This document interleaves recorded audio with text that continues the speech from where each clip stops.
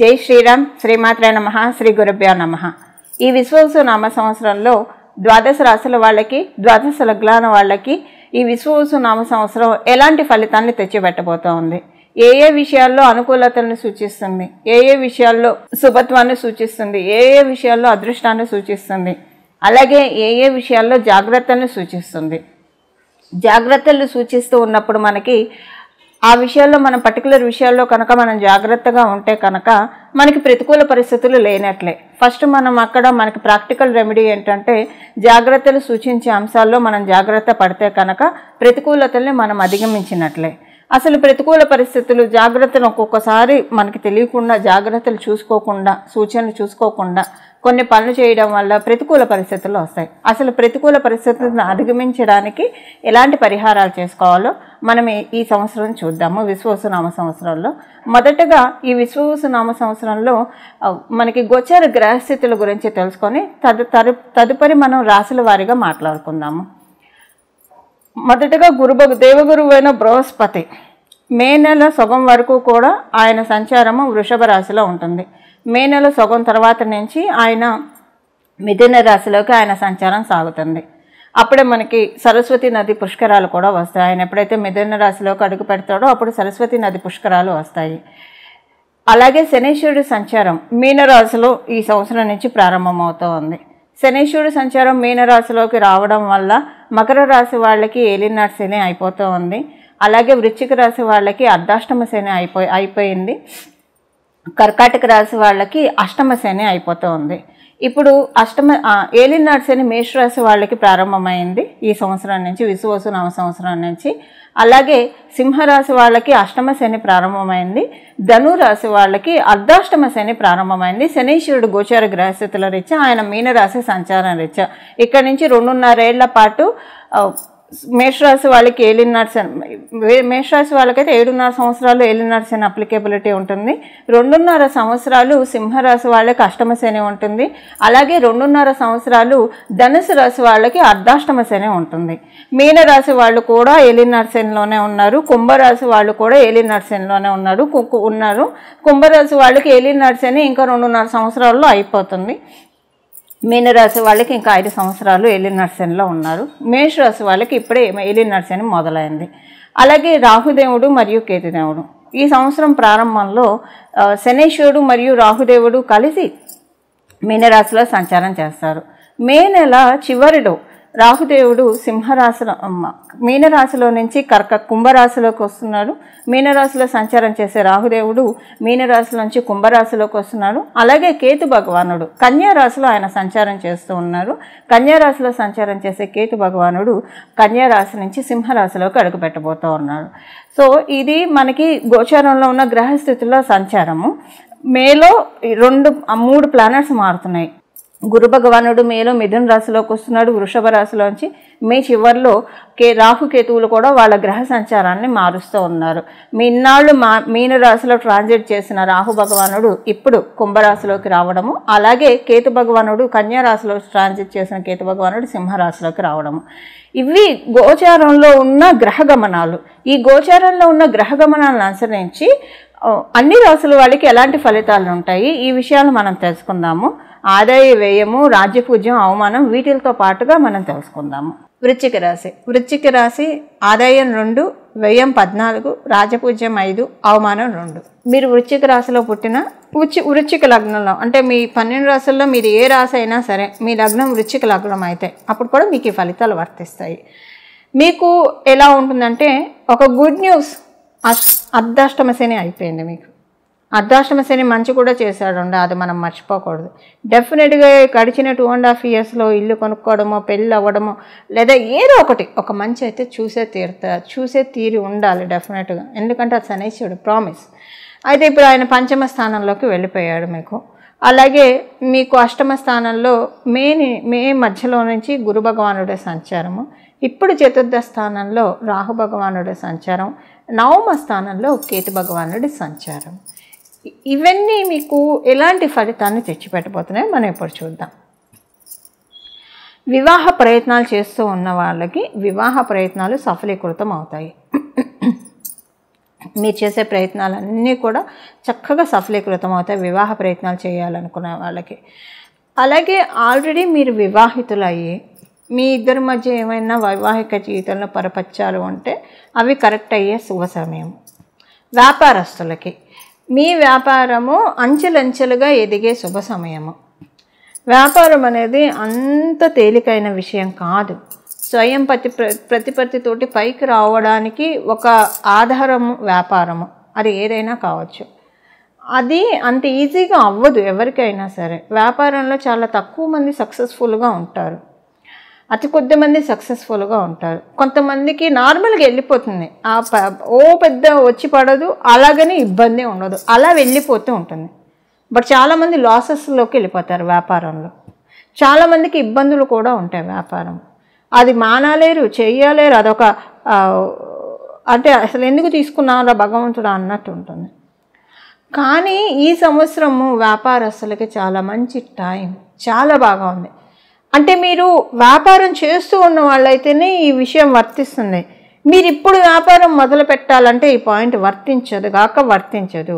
మీ జన్మజాతకం సపోర్టింగ్గా ఉంటేనే మీరు వ్యాపారం మొదలు పెట్టాలి. ఆల్రెడీ వ్యాపారం చేస్తూ ఉన్న వాళ్ళకి మాత్రమే ఈ విషయం వర్తిస్తుంది.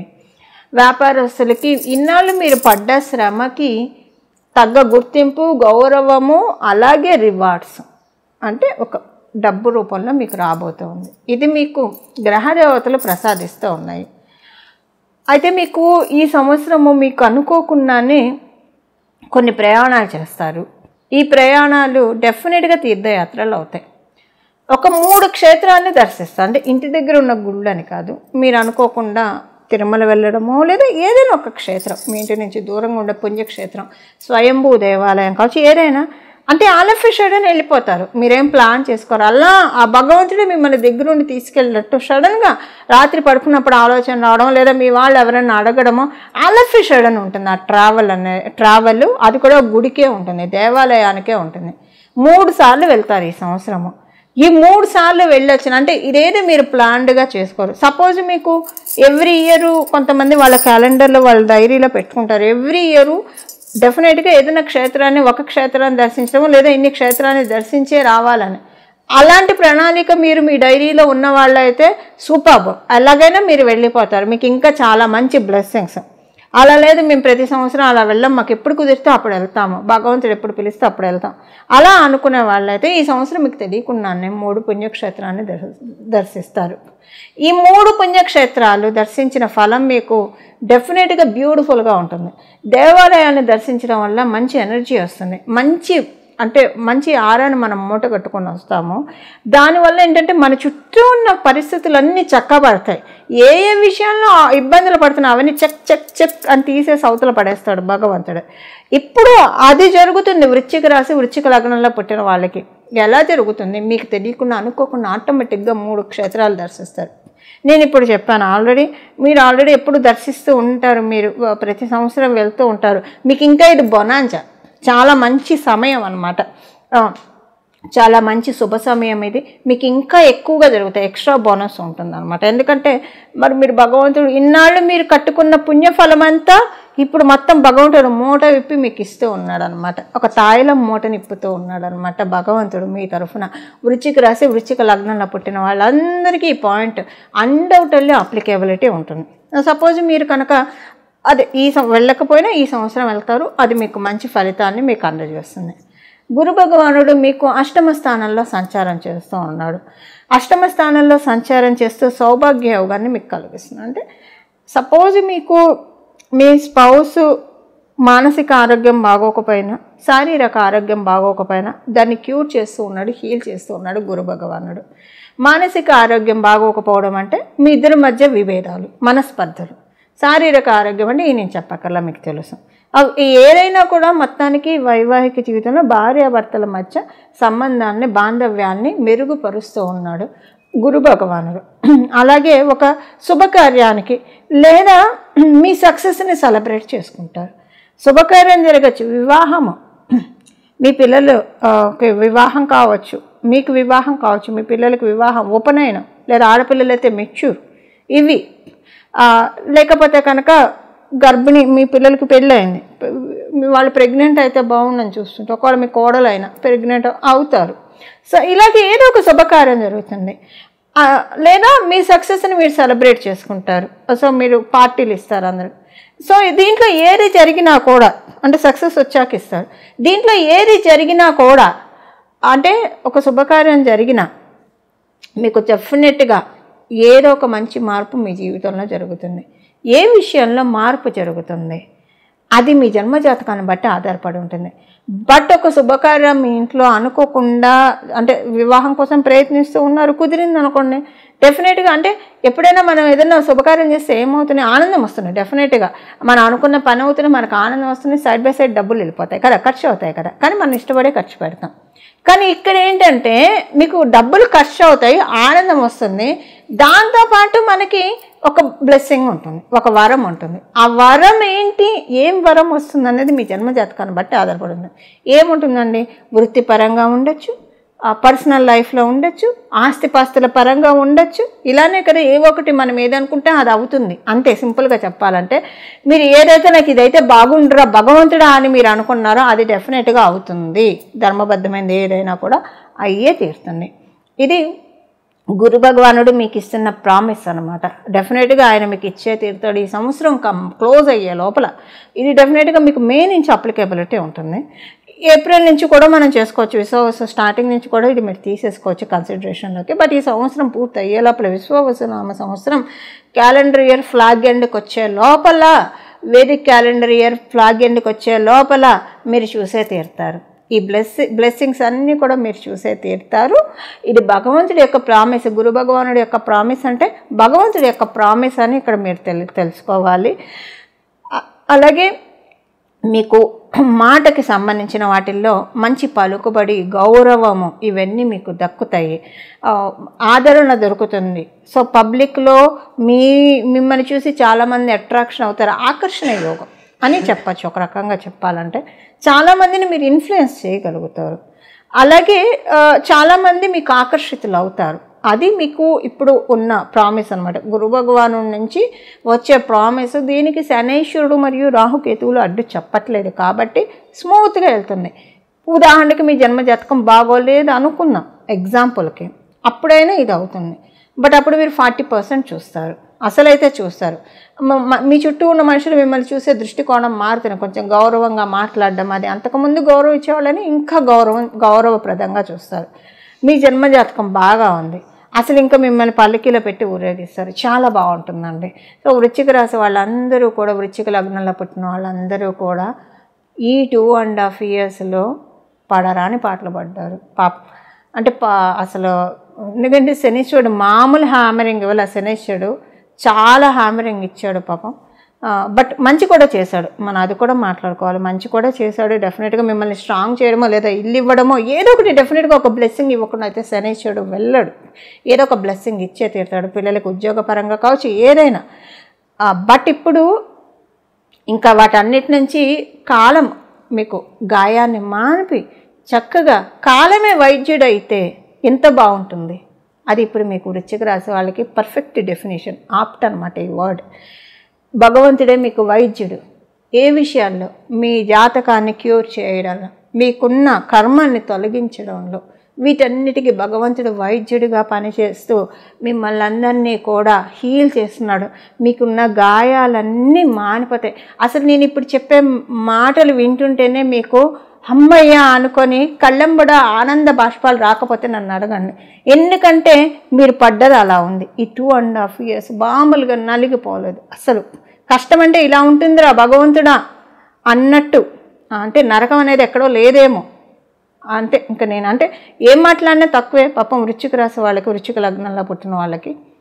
బట్ ఇప్పుడు కష్టం వెనుక సుఖం, చీకటి వెనుక వెలుగు మనం చిన్నప్పటి నుంచి వింటూ వస్తున్నాం కదా. ఇప్పుడు మీరు వెలుగు చూద్దరు కానీ, సుఖం చూద్దరు కానీ, వెయిట్ చేయండి. స్టార్ట్ అయింది, ఇప్పటి నుంచే స్టార్ట్ అయింది. చాలా మంచి ప్రోగ్రెసివ్ మోడ్లో ఈ ఇయర్ వెళ్ళబోతుంది. అందరూ కూడా చక్కగా వెల్కమ్ చెప్పండి, సెలబ్రేట్ చేసుకోండి. వృశ్చిక రాశి వాళ్ళందరికీ, వృశ్చిక లగ్నంలో ఉన్న వాళ్ళందరికీ కంగ్రాచులేషన్స్. ఏ రాశి వాళ్ళకి నేను చెప్పలేదు, మీకు ఒక్కళ్ళకే చెప్తున్నాను, ఎందుకంటే అంత చక్కగా ఉంది కాబట్టి. ఇదేదో మా ఇంట్లో ఎవరిది వృశ్చిక రాశి కాదు, వృశ్చిక లగ్నము కాదు. బట్ ఒక ఆస్ట్రాలజర్గా అసలు వృశ్చిక రాశిలో పుట్టిన వాళ్ళకి ఎంత ఇబ్బందులు అనేది ఏ ఆస్ట్రాలజర్కైనా తెలుసు. కాబట్టి ఆ పాయింట్ ఆఫ్ వ్యూలోనే చెప్తున్న విషయము. కంగ్రాచులేషన్స్ ఇన్ అడ్వాన్స్ అందరు వృశ్చిక రాశిలో పుట్టిన వాళ్ళకి. మీరు వృశ్చిక రాశిలో పుట్టిన, వృశ్చిక లగ్నంలో పుట్టిన, మీరు ఏ రాశి అయినా సరే, మీరు లగ్నం వృశ్చిక లగ్నం అయితే సపోజ్ మీది సన్సైన్ మీరు ఫాలో అవుతారు, ఓకే, సూర్యుడు ఉన్న రాశినే మీరు ఫాలో అవుతారు, అది వృశ్చిక రాశి అయినా, లేదా మీకు వృశ్చిక రాశిలో ఉన్న గ్రహం యొక్క దశ జరుగుతుంది, అప్పుడు కూడా మీకు ఈ పాయింట్ అప్లికేబుల్. మీది వృశ్చిక రాశే కాకపోవచ్చు, అంటే మంగళ దశలో మీరు ఉన్నారనుకోండి, ఎవరైనా సరే ఈ చూసే వ్యూవర్స్, మీకు కూడా ఈ పాయింట్ అప్లికేబిలిటీ ఉంటుంది. ఎందుకంటే మంగళ మహాదశ జరిగే వాళ్ళకి కూడా ఈ లాస్ట్ 2.5 years ఇంతే వృశ్చిక రాశి లగ్నం వాళ్ళు ఎంత ఫేస్ చేశారో అంత ఫేస్ చేశారు. సో వీళ్ళందరికీ కూడా ఒక విడుదల అనమాట. మనకు ఒక సినిమా ఉంది, ఏప్రిల్ 1 విడుదల. సో మీ అందరికీ కూడా ఈ ఏప్రిల్ విడుదల అనమాట. మనకి సంవత్సరాలు రావడం మిమ్మల్ని విడుదల చేస్తున్న బందీఖానా నుంచి విడుదల. ఇంకేం కావాలి? మీరు చేసుకోవాల్సిన పరిహారం ఏంటంటే, మీకు ఇష్టమైన భగవంతుడిని ధ్యానించండి, ఆరాధించండి. ఎంత మీరు స్పిరిచువల్గా ఇంక్లైన్ అవుతూ ఉంటే అంత బాగా ఉంటుంది. సో లౌకికంగా మనకి సుఖాలు పెరుగుతున్నాయి, భగవంతుడికి దూరం ఇప్పుడే జాగ్రత్తగా ఉండాలి, భగవంతుడికి దూరం అవ్వకూడదు. సో ఎందుకంటే సుఖాలు పెరుగుతున్నప్పుడే మనం ఎక్కువ మనం కష్టపడుతుంటే కష్టం పాపం అంతా తొలగిపోతూ ఉంది, హ్యాపీగా ఫీల్ అవ్వచ్చు, మొత్తం కరిగిపోతూ ఉంది, అంటే మనకున్న అప్పంతా పోతూ ఉంది. సుఖపడేప్పుడే జాగ్రత్తగా ఉండాలి. మనకున్న నిల్వలు బ్యాంక్ బ్యాలెన్స్ కరుగుతుందని అర్థం. దీన్ని మనం ఎప్పటికప్పుడు ధర్మకార్యాలు చేయడం ద్వారా, అంటే డొనేషన్స్ చేయడం ద్వారా, గోశాలకు, టెంపుల్స్కు, పూజారులకు, వేద పండితులకు, అనాథ శరణాలయాలకు, ఎక్కడో ఒక చోట టెంపుల్ ఇవ్వడం, లేదా మీ గురువులకు దాన ధర్మాలు చేయడం ద్వారా, వీటిల ద్వారా మనకున్న కర్మలన్నీ కూడా ఈజీగా తొలగించుకోవచ్చు. ఇప్పుడు మీరు ఇంకా బ్యాంక్ బ్యాలెన్స్ పెంచుకోవాలి, ఖర్చు అయిపోతుంది కదా, మరి ఖచ్చితంగా పెంచుకోవడానికి ప్రయత్నించండి. ధర్మకార్యాల్లో మిమ్మల్ని మీరు వినియోగించుకోండి. సో ఇది ఖర్చు అయినా మళ్ళీ అక్కడ వస్తూనే ఉంటుంది. సో అది ఇదొకటి మనం జాగ్రత్తగా ఈ బ్యాలెన్స్ మనం తెలుసుకోవాలి. సుఖపడుతున్నాం అంటే జాగ్రత్తగా ఉండాలి. సో ఎందుకు ఇది చెప్తున్నా అంటే, సుఖపడే టైం వచ్చింది, సో జాగ్రత్తగా వాడుకోండి.